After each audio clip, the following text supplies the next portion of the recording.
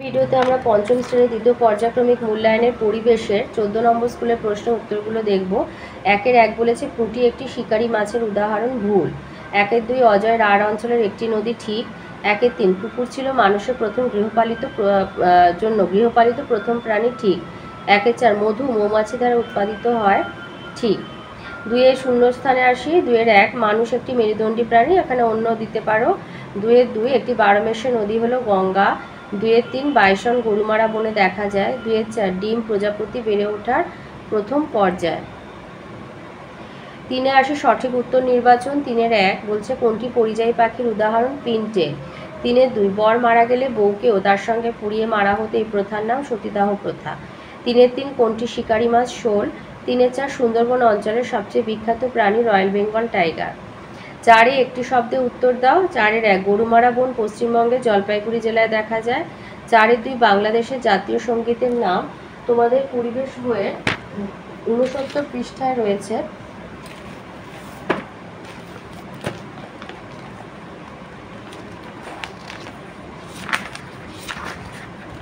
এই যে আমার সোনার বাংলা, আমি তোমায় ভালোবাসি। 4-3 একটি বিপন্ন প্রাণীর উদাহরণ, বেঙ্গল টাইগার মানে রয়্যাল বেঙ্গল টাইগার। 4-4 রাঢ় অঞ্চলে কোন ধরনের মাটি পাওয়া যায়, অনুর্বর ল্যাটেরাইট মাটি। 5-1 বলেছে জীববৈচিত্র্য কি।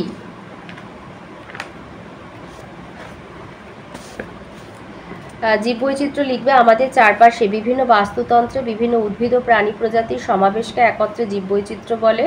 অরণ্য, সমুদ্র প্রভৃতি স্থানে জীববৈচিত্র্য বেশি হয়। 5-2 আছে সুন্দরবন অঞ্চল সম্পর্কে একটি সংক্ষিপ্ত বিবরণ দাও। এবার এগুলোর মান হচ্ছে 2। তো সুন্দরবন অঞ্চল সম্পর্কে বলতে গেলে বলার শেষ থাকে না, অনেক কিছুই বলার থাকে। তবু 2 নম্বরের জন্য মোটামুটি লিখেছি। দক্ষিণ 24 পরগনা জেলায় গঙ্গা ব্রহ্মপুত্র নদীর মোহনায় সক্রিয় বদ্বীপ অংশে সুন্দরবন অবস্থিত। 15টি থানাঞ্চল নিয়ে সুন্দরবন অঞ্চল গঠিত। সুন্দরবন অঞ্চলের কয়েকটি নদীর নাম মাতলা, বিদ্যাধরী, কালিন্দী, রায়মঙ্গল ইত্যাদি। এই নদীগুলি জোয়ারের জলে পুষ্ট। সুন্দরবন অঞ্চলের বনভূমিকে ম্যানগ্রোভ অরণ্য বলে। এই অরণ্যের গাছগুলি হলো সুন্দরী, গরান, গেওয়া, গোলপাতা, হোগলা, হেতাল ইত্যাদি। এই উদ্ভিদে এই সব লিখে দেবে। এই সব উদ্ভিদে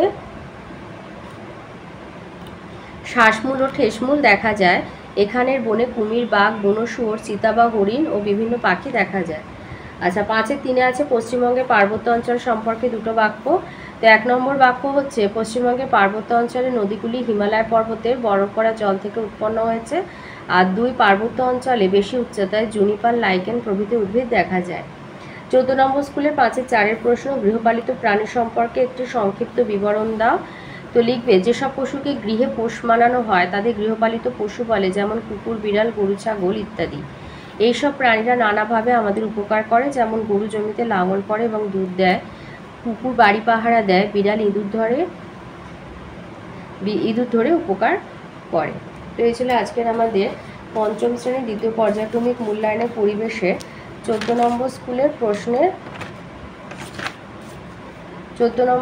প্রশ্নের উত্তরগুলি।